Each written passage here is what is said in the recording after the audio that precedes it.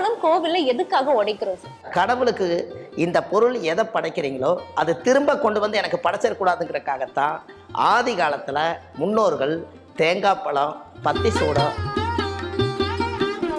ஜாதகத்தில் சுக்கரன்னா வெள்ளை, அதனால முதல் திருநூறு அடிக்கிறோம்.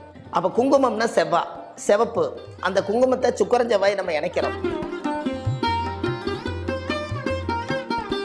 கோவில் இந்த தேங்காய் பழம் உழைக்கிறதுல கூட ஏதாவது நெகட்டிவிட்டியை வந்து உணர்த்துமா கடவுள்?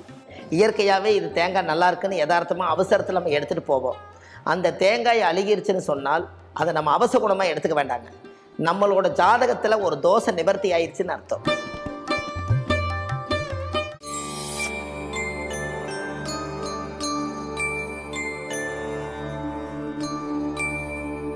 டெம்பிள் எக்ஸ்பிரஸ் நேயர்களுக்கு வணக்கம்.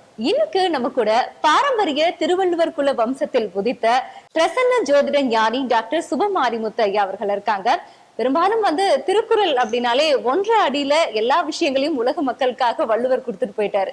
அப்படி இருக்கிற பட்சத்துல வள்ளுவர் குல வம்சத்துல உதித்த இந்த நபர் எல்லாருக்குமே தன்னுடைய பிரசன்ன ஜோதிடத்தினால பரிகாரம் அப்படிங்கிறது இல்லாம ஒருத்தருடைய வாழ்க்கை முறையும் எவ்வளவு சிறப்பா இருக்கணும் அப்படிங்கிறதுக்காக நம்மளுடைய டெம்பிள் எக்ஸ்பிரஸ் மூலமா நிறைய நல்ல விஷயங்களை சொல்லிட்டு இருக்காரு. இன்னைக்கு புதுமையா என்ன விஷயம் சொல்ல போறாரு கேட்டு தெரிஞ்சுக்கலாம் அவர்கிட்டயே. வாங்க நிகழ்ச்சிக்கு போலாம். வணக்கம் சார். வணக்கங்கம்மா. வணக்கம். இப்ப ஆதி காலத்துல இருந்த பரிகாரங்கள் எல்லாமே வந்து நீங்க எடுத்து சொல்லிட்டு இருக்கீங்க மக்களுக்கு. ஏன்னா முன்னாடி பண்ணிட்டு இருந்த விஷயங்கள் எல்லாத்தையுமே நம்ம பின்பற்றி முன்னோர்கள் சொன்ன விஷயங்களை நடைமுறையில கொண்டு வரணும் அப்படிங்கிறது ஒண்ணு இருந்தாலும் அந்த ஆதி காலம்ல நிறைய நீங்க மறந்து போயிடுச்சு. அதை எல்லாமே நீங்க வந்துட்டு இல்ல இப்படிதான் இருக்கணும் அப்படிங்கறது ரொம்ப முறையா சொல்லிட்டு இருக்கீங்க. அப்படி இருக்கிறப்ப எல்லாருமே கோயிலுக்கு போறோம் அப்படின்னா வெறுங்கைய வீசிட்டு போறது இல்ல, ஒரு பூவாவது வாங்கிட்டு போகணும்னு நினைப்போம். கடைசிக்கு தேங்காய் பழம் உடைச்சு அர்ச்சனை பண்ணணும்னு நினைக்கிறோம் இல்லைங்களா? இந்த தேங்காய் பழம் கோவில்ல எதுக்காக உடைக்கிறோம் சார்? அனைவருக்கும் வணக்கம். பாரம்பரிய திருவள்ளுவர் குலவம்சம் பிரசன்ன ஜோதிடர் சுபமாரிமுத்து திருப்பூர்லேருந்து இந்த பதிவு உங்களுக்காக. இன்றைக்கு ஒரு அற்புதமான ஒரு பதிவுங்கம்மா. நீங்கள் கேட்டது வந்து மக்களுக்கு வந்து சாமிக்கு வந்து தேங்காய் பழம், வெத்தலைப்பாக்கு, அப்புறம் என்ன பத்தி சூடம், இது ஆதி காலத்துலேருந்தே முன்னோர்கள் வந்து இதை கிராமமாக ஒரு அந்த காலத்தில் பார்த்தீங்கன்னா தேங்காய் பழ கூடைன்னு பேர் இல்லைங்களா? அந்த காலத்தில் சாமிக்கு வெள்ளிக்கிழமையாச்சுன்னா அது எல்லாம் அந்த தேங்காய் பழ கூடையில் திருநூறு, சந்தனம், குங்குமம் இதெல்லாம் எடுத்து வைக்கிறக்காக அந்த தேங்காய் பழ கூடை வச்சுக்குவாங்க இல்லைங்களா? இதில் மெயின் என்னென்னா சாமிக்கு வந்து தேங்காய் பழம், வெத்தலைப்பாக்கு, பத்தி சூடம் இது இருந்துச்சுன்னா போதும் இல்லைங்களா? பூ கடவுள் கொடுத்ததை எடுத்து கட்டி நம்ம சாமிக்கு மாலையாக போடுறோம். இதில் பாருங்கள், ஒரு அற்புதமான அதிசயம் என்னென்னா, ஒரு பொருளை நம்ம சாப்பிட்றோம், அதை சாப்பிட்டுட்டு மிச்சத்தையும் கூட நம்ம வந்து வச்சுட்டு நம்ம அதுக்கப்புறம் கொஞ்சம் நேரம் சாப்பிட்றோம். அப்போது சாப்பிட்ட பொருளை நம்ம ஒரு ஓரமாக எடுத்து வச்சுட்டு அப்புறம் சாப்பிட்றோம். ஆனால் சாமி வந்து அந்த காலத்தில் நெய்வேத்தியம்னு சொல்லுவாங்க. சாமிக்கு கொடுக்கக்கூடிய பிரசாதம் வந்து நெய்வேத்தியமாக. அப்போ அந்த நெய்வேத்தியம் வந்து நம்மளுக்கு மக்களுக்கு எப்படின்னு கேட்டிங்கன்னா, சாமிக்கு தேங்காய் பழத்தை எதுக்காக நம்ம உடைக்கிறோம் அப்படின்னா, சாமி ஏதாவது எந்த பொருளாக இருந்தாலும் ஒரு தடவை நம்ம அதை யூஸ் பண்ணிவிட்டு சாமிகிட்ட படைச்சிட்டு மறுபடியும் ஒருக்கா கொண்டு வந்து படைக்கக்கூடாதுங்கிறதுக்காக தேங்காய் பழம், பத்தி சூட, வெத்தலைப்பாக்குன்னு பேர் வச்சாங்க. என்னங்கம்மா, இதில் என்ன ஒரு விஷயம்னு கேட்டிங்கன்னா, தேங்காயை சாமிக்கு நீங்கள் உடைச்சிட்றீங்க, உடைச்சதுக்கு சாமிக்கு படைச்சிட்டீங்க. இப்போ தேங்காய் கொண்டு போய் நீங்கள் மண்ணில் வச்சா தேங்காய் வருமா? வராது இல்லைங்களா? ஏன்னா ரெண்டாக உடைச்சிட்டீங்க. அதுக்கு அடுத்தது பழம், வாழைப்பழம் இருக்குது, வாழைப்பழத்தை உழிச்சு நீங்கள் சாமிக்கு படைக்கிறீங்க. அந்த சாமிக்குன்னு சொல்லி சமர்ப்பணம் பண்ணிட்டோம். இந்த பழத்தை கொண்டு போய் மண்ணுக்குள்ளே வச்சா வருங்களா? வராது. அப்போ தேங்காய் பழத்தில் வரல. அப்போ வெத்தலை பாக்குன்னு நம்ம சொல்கிறோம். வெத்தலை கொடியிலிருந்து ஒரு இலையை கிள்ளி சாமிக்கு வச்சுட்டா அந்த வெத்தலை கொடி மறுபடியும் வருமா? வராது. அதுக்கு அடுத்தது பாக்கு என்பது ஒரு பெரிய மரம். அந்த மரத்தில் இவ்வளோ பெரிய பாக்கு இருக்கும்.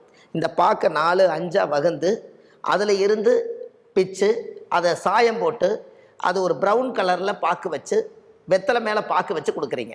இப்போ அந்த பாக்கெல்லாம் கட் பண்ணிட்டோம், பாக்கு வச்சா வருமா? வராது. அப்போ வெத்தலை பாக்கு வரல. அதுக்கடுத்தது பத்தி சூடம்னு நம்ம சாமி கும்பிட்றோம். இந்த பத்தி இருக்குது இல்லைங்களா?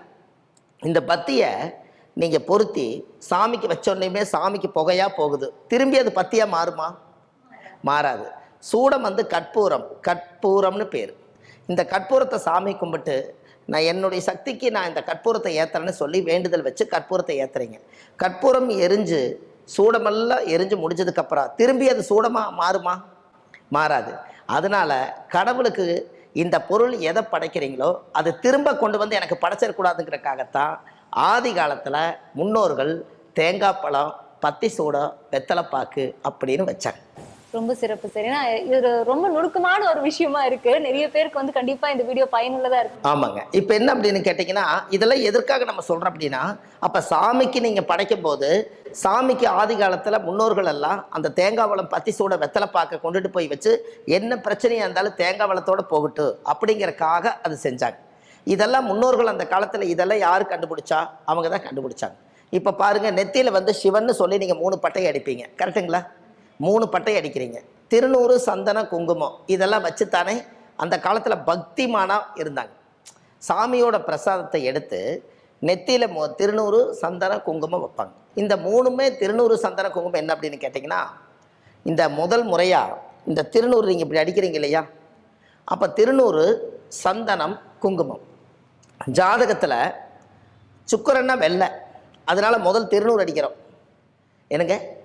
அப்போ குங்குமம்னா சிவப்பு, அந்த குங்குமத்தை சுக்கிரன் செவ்வாய் நம்ம இணைக்கிறோம். அதுக்கப்புறம் கணவன் மனைவிங்கிறது சுக்கிரன் செவ்வாய், இதையத்தான் திருநூறு அடித்து குங்குமத்தை வைக்கிறோம். இந்த சந்தனம்ங்கிறது எப்படி வந்துச்சுன்னு கேட்டிங்கன்னா, சந்தனம் ப்ளஸ் சந்தானம், இவங்க 2 பேரும் சேர்ந்து ஒரு கரு உருவானதுக்கப்புறம் ஒரு சந்தான பாக்கியமாக ஒரு குழந்தை பிறக்குது இல்லைங்களா, அதனால தான் சந்தனம்னா குரு மஞ்சள், அதனால குழந்தை உற்பத்தி ஆகுது. இது அந்த காலத்திலே இதை முன்னோர்கள் இதை வச்சுருக்காங்களா இல்லையா? என்னங்கம்மா, புரியுதுங்களாங்கம்மா? அப்போது இந்த விஷயங்கள் எல்லாம் முன்னோர்கள் அந்த காலத்தில், இது ஆதி காலத்தில் இது பயங்கரமாக வச்சுருக்காங்க. இப்போ இதெல்லாம் எப்படி உங்களுக்கு இது தெரியுது அப்படின்னு கேட்டால், அப்போ ஆன்மீகத்தை உருவாக்கித்தான் முன்னோர்கள் இதை உருவாக்கியிருக்காங்க. அப்போ சாமிக்கு மெயினாக என்னென்னா, இந்த பிரசாதங்களில் எது படைத்தாலும் திரும்ப மறுபடியும் உருவாகாதுங்கிறது தான் ஆதி காலத்தில் முன்னோர்கள் இந்த பொருளை படைச்சாங்க. இப்ப தேங்காய் உடைக்கும் போது வந்துட்டு சில ஐதீகங்கள் எல்லாமே சொல்றாங்க இல்லைங்களா? தேங்காய் உடைச்சோன்னா தேங்காய்ல பூ வந்தது அப்படின்னா ரொம்ப நல்லது, விசேஷம் சொல்றாங்க. அது எதுக்காக சொல்றாங்க? அப்படி வந்ததுன்னா என்ன நடக்குங்க? ஒரு 5 விரல் 5 விரல் 10 விரல் மனிதனுக்கு படைச்சிருக்காங்க. ஒரு விரல் சேர்த்தி படைச்சா அவர் அதிசய மனிதர் தானே, 6 விரல். அதுபோல் 1000 தேங்காய் உடைக்கிறோம். ஒரு தேங்காயில் பூ இருந்துச்சுன்னா அவங்க வீட்டில் ஏதோ ஒரு சுபகாரியம் நடக்க போகுதுன்னு அர்த்தம். ஏன் அப்படின்னா, எப்பவும் இருக்கிற தேங்காயை விட அதுக்குள்ளே எக்ஸ்ட்ரா கொஞ்சம் பூ இருக்குதுன்னா அந்த தேங்காய் பூன்னு அந்த காலத்திலே பேர்.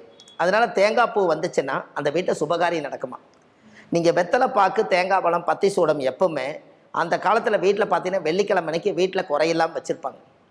இதெல்லாம் முன்னோர்கள் அந்த காலத்தில் உருவாக்கி வச்சது தானே. இதெல்லாம் தான் ஜோதிடத்தில் நம்ம கொண்டு வரோங்க. அந்த காலத்தில் ஜோதிடத்தில் இதோட சேர்த்து இணைச்சி கொண்டு போகிறதுனால தான் இனிமேல் எல்லாருமே வெறுங்கையில் போகாதீங்க. சாமிக்கு தேங்காய் பழம், வெத்தலை பாக்கு, பத்தி சூடம் இது தானே சாமிக்கு தேவை. கோடீஸ்வரராக இருந்தாலும் இந்த தேங்காய் பழம், பத்தி சூடம், வெத்தலை பாக்கு தான், ஒரு மாலை தான். சாதாரணமாக இல்லாதப்பட்டவராக இருந்தாலும் அவர் தேங்காய் பழம், பத்தி சூடம், வெத்தலை பாக்கு தான். இந்த எல்லாம் கொண்டு போய் எல்லாத்தையும் சமமாக கடவுள் பார்த்து எல்லாத்துக்கும் ஆசீர்வாதம் பண்ணுறதுனால தான் அந்த காலத்திலேயே விலை உயர்ந்த பொருள்களை வாங்கிட்டு வந்தால் தான் நான் உனக்கு வரம் கொடுப்பேங்கிறது இல்லாமல் அந்த 25 ரூபாய்க்கு தேங்காய் என்னங்க, வெத்தலை பாக்கு 5 10 ரூபா, ஒரு சூடம்பத்தி, வெத்தலை பாக்கு, மாலை எல்லாம் சேர்ந்து ஒரு 50 ரூபா 60 ரூபாய்க்குள்ளே ஒரு பூவெல்லாம் வாங்கி கொடுக்கறனால எல்லாரும் ஏற்றுக்கிறாங்க. இது மக்களுக்கு தேவை. இனிமேல் சாமிகிட்ட போகும்போது நம்ம உறவு முறை மாதிரிங்க, உறமனைக்கு போன மாதிரி நம்ம தாய் வீட்டுக்கு போகிறோம். வெறுங்கையில் போகாமல் கடவுளுக்கு படைச்சி நம்ம அதை எடுத்துகிட்டு வரும்போது கருவறைக்குள்ளே தேங்காய் பழம் போயிட்டு வீட்டுக்கு வந்தால் நம்ம கருவறை சுத்தமாகுமா. அதனால தான் அந்த காலத்தில் இதெல்லாம் சொல்லி வச்சுருக்காங்க. அதனால மக்களுக்கு இது பயன்படுத்தும். நிச்சயமாங்க. இப்ப அதே போல இப்போ ஏதாவது ஒரு விஷயங்கள் வருது அப்படின்னா ஒரு பாசிட்டிவ் இருக்குன்னா ஒரு நெகட்டிவுமே நிச்சயமா இருக்கும் தானே வாழ்க்கையில. கோவில்ல இந்த தேங்காய் பழம் உழைக்கிறதுல கூட ஏதாவது நெகட்டிவிட்டியை உணர்த்துமா கடவுள்?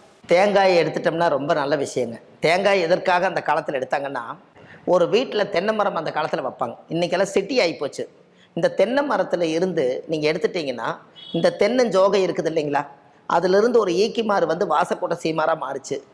அந்த தென்னன் தடுக்கு இருக்குது பார்த்தீங்களா, அது வீட்டில் சுபகாரியத்துக்கு ஒரு சீர் சீமந்தத்துக்கு தடுக்கு பின்னி வச்சாங்க. அந்த பாலை இருக்குது பாருங்க, அதுதான் கல்யாணத்துக்கு முன்னாடி கட்டுவாங்க. இளநீ கொண்டு முன்னாடி கட்டுவாங்க. அதுக்கப்புறம் அந்த தென்னஞ்சோகை, அந்த குருத்து, இது எல்லாம் கொண்டு தோரணமாக கட்டுவாங்க. அதுக்குள்ளக்கூடிய தேங்காயை அந்த கல்யாணத்துக்கு பயன்படுத்துவாங்க. இது சாதாரணமாக தென்னம்பிள்ளைன்னு சொல்லிட்டோம். பெற்ற பிள்ளை ஒரு நாள் உதவாமல் போனாலும் கூட தென்னம்பிள்ளை ஒரு நாள் நம்மளுக்கு உதவுமா. இதைத்தான் அந்த காலத்தில் முன்னோர்கள் அது ஆதி காலத்தில் சொல்லி வச்சுருக்காங்க. அப்போ தென்னம்பிள்ளை வந்து அதனால தான் தென்னம்பிள்ளை வச்சவங்க தேங்காய் சாப்பிடாம போக மாட்டாங்கன்னு முன்னோர்கள் சொல்லி வச்சது இதுதான். சரி. அதே போல இப்ப கோவில்களுக்கு கொண்டு போறோம் அப்படிங்கும்போது தேங்காய் அது வந்து கெட்டுடுச்சு அப்படின்னா அது என்ன விஷயங்களை உணர்த்துறதா இருக்கும்? அது பெரும்பாலும் எந்த சமயத்துல அப்படி நடக்கும்? யாருக்கு நடக்குங்க அது? அதாவது என்னன்னு கேட்டிங்கன்னா, தேங்காய் வந்து கெட்டு போனதுக்கு நம்ம ஒரு காரணம் அல்லங்க. இயற்கையாகவே ஒரு தேங்காய் பல இடத்துக்கள்லேருந்து வருது, பல கை மாறி வருது. நம்ம கைக்கு தேங்காய் வந்து அந்த காலத்தில் உடச்சி பார்த்து வாங்க போகிறதில்ல. இயற்கையாகவே இது தேங்காய் நல்லா இருக்குன்னு யதார்த்தமாக அவசரத்தில் நம்ம எடுத்துகிட்டு போவோம். அந்த தேங்காய் அழுகிருச்சுன்னு சொன்னால் அதை நம்ம அவசகுணமாக எடுத்துக்க வேண்டாங்க. நம்மளோட ஜாதகத்தில் ஒரு தோஷை நிவர்த்தி ஆயிடுச்சுன்னு அர்த்தம். அதுதான் தேங்காய் அழுகி போச்சுன்னு சொல்லுவாங்க. ஏன்னா அதுவே அவங்க ஏன் கை கிடைக்கணும், அது ஒரு அறிகுறி. உங்களுக்கு பார்த்தா அது மனசு கஷ்டமாக இருக்குன்னு நீங்கள் பாருங்கள். தேங்காய் அழுகிருச்சுன்னா நீங்கள் என்ன பண்ணுவீங்க, அதை தூக்கி போட்டுட்டு புதுக்காய் உடைச்சி சாமிக்கு படைச்சிட்டு வருவீங்க. அப்போ ஒரு தோஷத்தை நீங்கள் தூக்கி போட்டுட்டு புதுசாக நீங்கள் ஃப்ரெஷ்ஷாக வாழ போகிறீங்கல்ல.